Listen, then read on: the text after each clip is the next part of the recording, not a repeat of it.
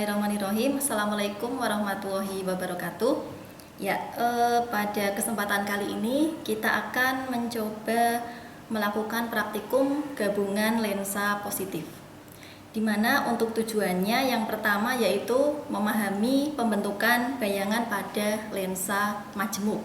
Nah, di sini kita gunakan lensa positif. Kemudian yang kedua adalah menentukan titik fokus pada lensa majemuk. Nah, yang ketiga kita dapat membuktikan hukum Snellius pada pembiasan lensa positif. Nah, untuk landasan teorinya yang mendasari percobaan kali ini yaitu yang pertama definisi dari lensa cembung. Ya, di sini lensa cembung itu adalah benda bening yang mencembung di bagian tengahnya. Nah, lensa ini bersifat mengumpulkan sinar yang melewati lensa tersebut. Biasanya lensa cembung ini disebut dengan lensa positif. Kemudian untuk bagian-bagian lensanya, yang pertama ada pusat lensa, kemudian titik fokus, lalu jari-jari kelengkungan atau jari-jari lensa. Kemudian untuk mencari jarak benda ya, jarak benda ke lensa itu S simbolnya. Kemudian jarak bayangan yaitu S aksen, lalu tinggi bayangan. Tinggi bayangan ini adalah H aksen dan tinggi benda adalah H. Nah, kemudian bisa kita hubungkan antara titik fokus dengan jarak benda dan jarak bayangan, yaitu 1/F sama dengan 1/S plus 1/S aksen. Kemudian untuk fokus lensa cembung ini bernilai positif. Kemudian setelah kita mendapatkan jarak benda dan jarak bayangan, maka kita bisa mencari perbesaran pada benda, yaitu dengan persamaan S aksen per S sama dengan H aksen per H. Jadi bisa kita cari menggunakan jarak bayangan dibagi dengan jarak benda atau dengan tinggi bayangan dibagi dengan tinggi benda. Nah, selain itu kita juga akan mencari kekuatan pada lensa. Nah, kekuatan lensa ini yaitu kemampuan lensa untuk menyebarkan atau mengumpulkan sinar. Jadi untuk besarnya kekuatan lensa ini bergantung pada titik fokusnya. Untuk persamaannya yaitu P sama dengan 1/F, di mana kekuatan lensa itu berbanding terbalik dengan jarak fokusnya. Nah, kemudian untuk alat dan bahan yang kita gunakan dalam praktikum ini, yang pertama ada lensa cembung. Di sini ada lensa cembung, kemudian ada rel presisi, kemudian ada sumber cahaya. Di sini kita hubungkan dengan catu daya. Yang terakhir ada layar. Nah, kemudian untuk tabel data yang akan kita isi setelah melakukan percobaan. Di sini tabelnya ada dua. Yang pertama untuk jarak kedua lensa sama dengan 0. Jadi kita pasang. Untuk di sini kan ada dua lensa cembung ya, di sini ada dua. Ini kita gabungkan seperti ini. Jadi jarak antara kedua lensa ini sama dengan 0.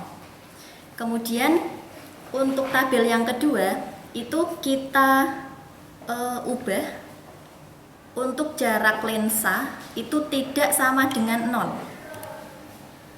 Nah, misalnya kita pindah yang satunya berada di sini. Nah, ini untuk jarak lensa tidak sama dengan 0. Kemudian pada saat praktikum, ini jarak bayangan atau jarak benda dari sumber ke lensa ini kita variasi. Jadi misal bisa kita mulai dari 5 cm, kemudian 6 cm, 7 cm dan seterusnya. Nah, kemudian layar ini kita gunakan untuk menangkap bayangan. Bayangan apakah yang akan terbentuk pada lensa cembung ini. Nah, kalau sudah kita tulis ke dalam tabel pengamatan. Ya, demikian pengantar untuk praktikum gabungan lensa positif. Saya akhiri, wassalamualaikum warahmatullahi wabarakatuh. Baik, sekarang kita akan memulai praktikum gabungan lensa cembung. Di sini saya akan memperkenalkan dulu alat dan bahan. Yang pertama ada lensa cembung. Kita memakai dua karena kita akan mempraktekkan gabungan kedua lensa cembung. Kemudian ada bangku optik, ada rel presisi sehingga kita bisa mengukur jarak lensa maupun bayangan. Kemudian ada sumber cahaya. Kemudian di sini ada layar. Tidak lupa catu daya dan juga kabel penghubung untuk sumber cahayanya. Kita akan memulai untuk praktikum yang pertama, yaitu jarak kedua lensa sama dengan 0. Di sini kita setting terlebih dahulu S atau jarak antara sumber cahaya dengan lensa, yaitu 6 cm untuk variasinya. Kemudian di sini kita akan menentukan jarak S aksen atau bayangan yang terbentuk dengan jelas pada layar. Maka kita akan menyalakan sumber cahaya terlebih dahulu. Kemudian kita lihat pada layar sumber cahaya yang terbentuk awalnya adalah gambar panah menghadap ke atas. Dan di sini kita cari gambar atau bayangan terjelas. Nah, di sini bayangan yang terbentuk adalah gambar panah mengarah ke bawah dengan jarak dari lensa ke layar kita ukur sebagai S aksen. Di sini dengan hasil S 6 cm maka terbentuk bayangan atau S aksen berjarak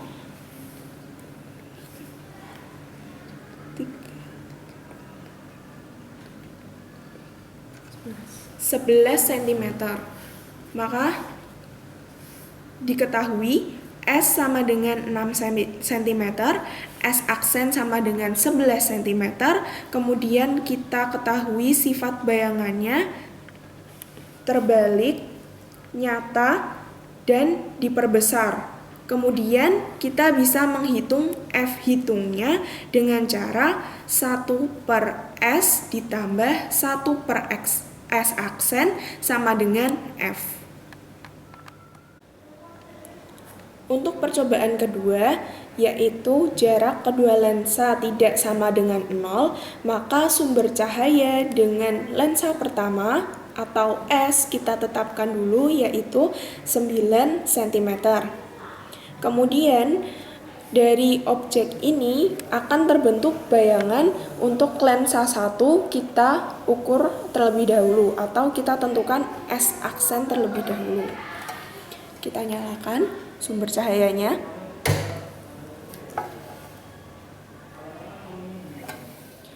Dari lensa 1 maka terbentuk S aksen atau jarak bayangannya yaitu 22 cm.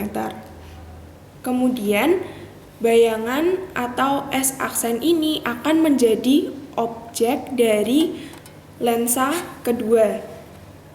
Maka dari itu kita variasikan lensa keduanya. Kita posisikan jarak antara lensa 1 dengan lensa 2 yaitu 29 cm. Kemudian kita lihat bayangan yang terbentuk pada posisi yang terjelas.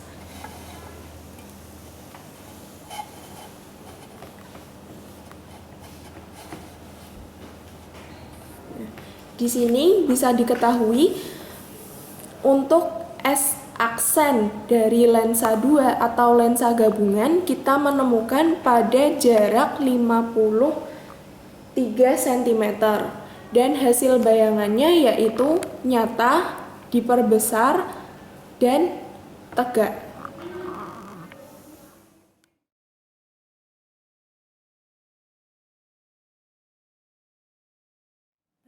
Sekarang kita masuk ke dalam perhitungan atau analisis data mengenai praktikum yang telah kita lakukan, yaitu praktikum gabungan lensa positif.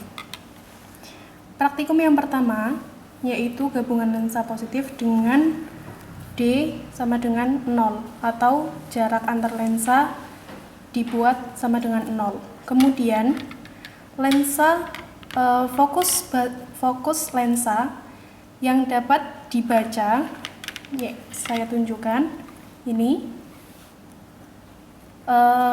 Fokus baca adalah 50 mm. Kemudian lensa yang kedua yakni 100 mm.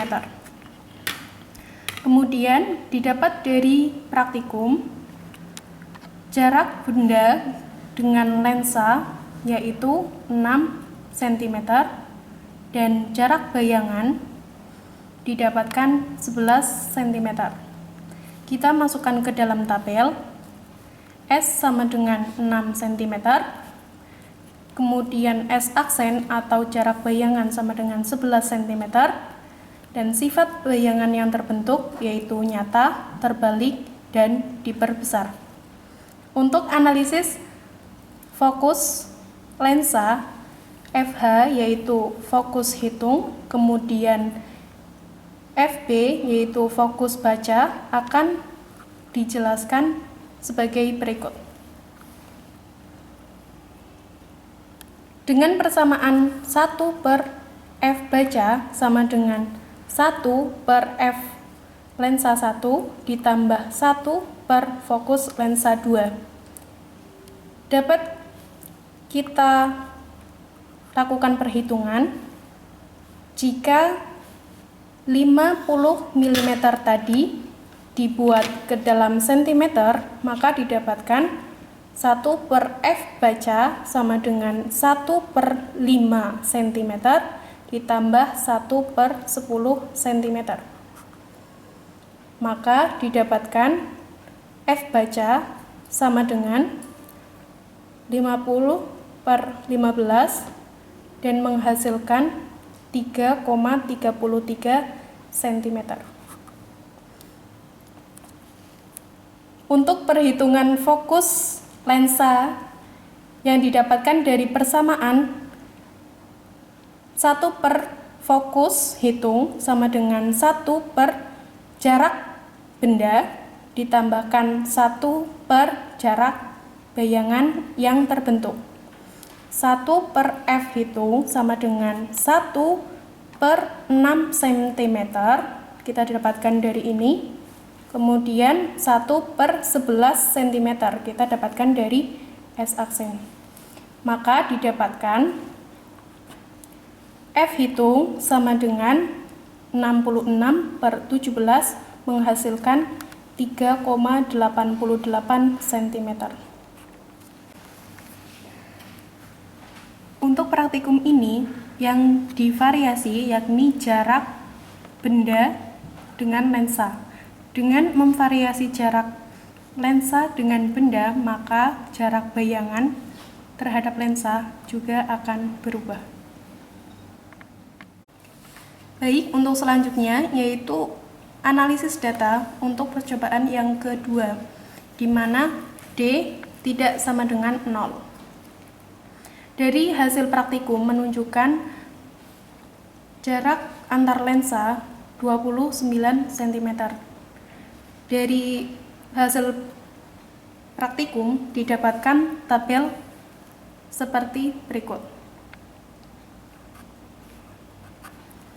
Untuk analisis data untuk mencari fokus dari masing-masing lensa.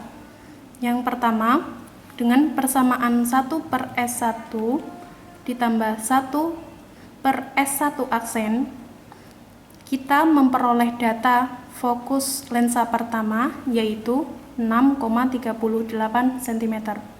Dengan cara yang sama, kita dapat memperoleh fokus lensa kedua yaitu 9,78 cm. Untuk perhitungan fokus gabungan lensa yang dapat dibaca dengan fokus baca masing-masing lensa yang sudah diketahui dengan persamaan 1 per F gabungan sama dengan 1 per F1 ditambah 1 per F2 ditambah D, atau jarak antar lensa per f1 dikali f2, kita dapatkan f gabungan baca yaitu 1,13 cm. Dengan persamaan yang sama, kita dapat mencari f gabungan hitung dari percobaan yang telah dilakukan, yaitu mendapatkan hasil 0,75 cm.